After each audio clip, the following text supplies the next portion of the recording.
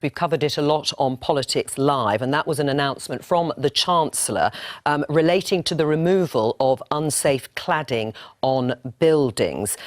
We can talk to Leanne Kilheeney from the Cladiators group in Manchester. Now, the Chancellor, Leanne, has pledged £1 billion pot to remove unsafe cladding, not just the cladding that they had identified. Is that going to include the block that you live in? I say thank you to the government for setting aside this budget. It is a real help towards our campaign that we've been campaigning for the last 2.5 years.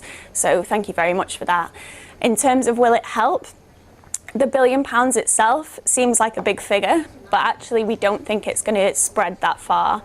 There are 500,000 people in the UK that are being affected by this problem at the moment, and there's already been a grant for ACM cladding. This cladding grant is again a very specific type of cladding, and it's only on buildings that are over 18 metres high. So that leaves a lot of people left out. I'm still waiting to find out whether my building is covered in that, because as somebody's just said, the devil's in the detail with this. We've not received the detail yet. We don't know whether we're going to be covered. Also, another thing is that within my building itself, the cladding is an issue, but another 50% of the issue is wider fire safety. So we've got problems with our compartmentation, we've got fire break issues, all our wooden walkways are inadequate. So this budget, yes, covers some cladding issues, but there's another 50% of issues that are potentially going to cost me between £20,000 and £80,000 to fix that the budget won't cover.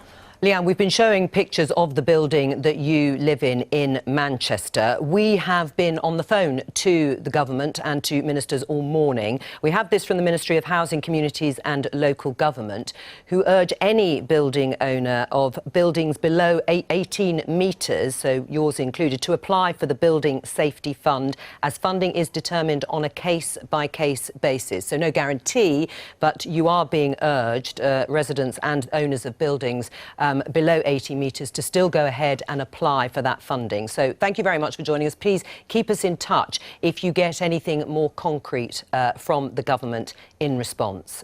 That's Leanne there.